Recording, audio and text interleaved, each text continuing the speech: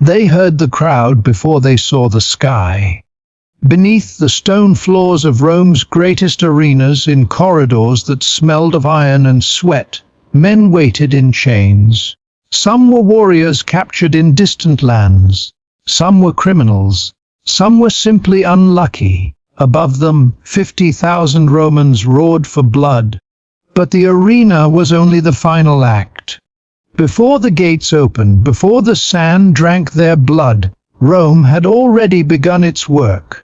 This is what happened to prisoners before the arena decided their fate. Rome was not built on marble alone. It was built on conquest. From Gaul to Judea, from North Africa to Britannia, Roman legions crushed resistance and took captives by the thousands.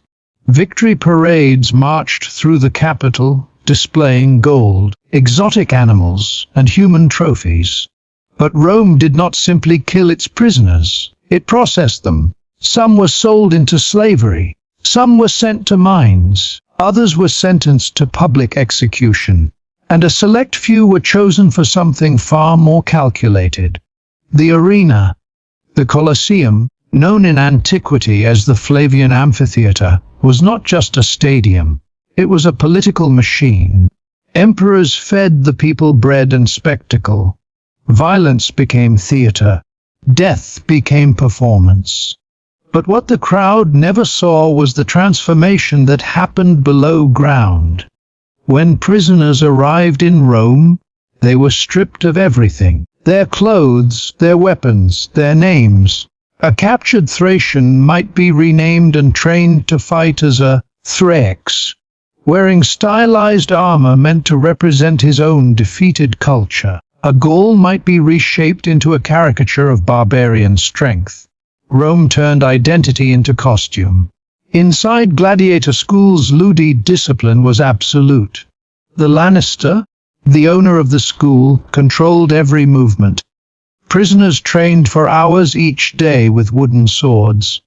Their diets were monitored, their bodies hardened. Surprisingly, they were valuable assets. Gladiators were expensive to train. Skilled fighters were investments. Rome did not want chaos, it wanted controlled violence. And so fear was reshaped. Instead of immediate execution, prisoners were offered something dangerous: hope. Win enough fights, and you could earn fame, money, even freedom. For some, the arena became not just survival, but a twisted ladder upward. But not all prisoners were given that chance. While gladiators trained, others waited in darkness. These were the damnati ad mortem, those condemned to die. They were not athletes, they were warnings, criminals, rebels, political enemies, sometimes entire groups captured in war.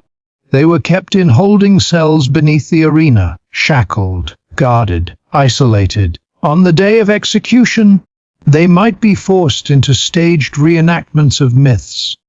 A man dressed as Icarus would be thrown from a height. Others were tied to stakes and torn apart by wild animals.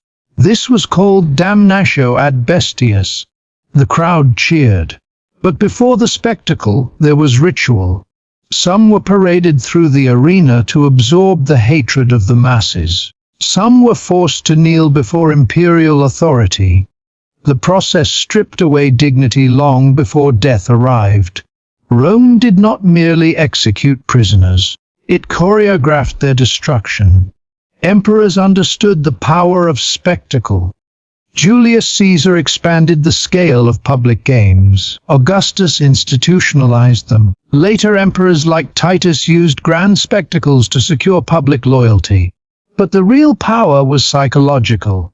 The arena told a story. Rome conquers, Rome controls. Rome decides who lives and who dies. When a captured warrior fought bravely, the crowd might admire him, sometimes even demand mercy. But that mercy was symbolic. It came from Rome. Even hope belonged to the empire. The turning point came when this system backfired. In 73 BCE, a group of gladiators led by Spartacus escaped from a training school in Capua. What followed was a massive slave revolt that shook the Republic for 2 years. Rome had trained warriors and created a rebellion. The uprising was crushed. Thousands were crucified along the Appian Way. After that, security intensified, surveillance increased. The pre-arena system became harsher. Rome learned. Control had to be absolute. Centuries passed. The empire changed. Economic strain weakened public funding for massive games. Philosophical and religious shifts began to challenge public bloodshed. As Christianity spread, the moral atmosphere shifted. The spectacle that once unified Rome began to feel excessive. By the early 5th century, gladiatorial combat faded. The machinery beneath the arena slowed. The cells emptied. But the legacy remained. Rome perfected the art of public punishment as political theatre.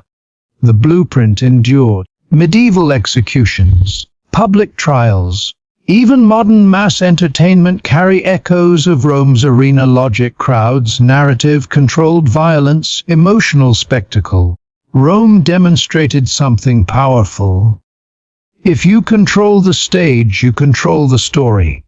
And if you reshape a prisoner before the public sees him, you control what he represents. Not a man, a symbol. The arena is quiet now. Tourists walk where crowds once screamed.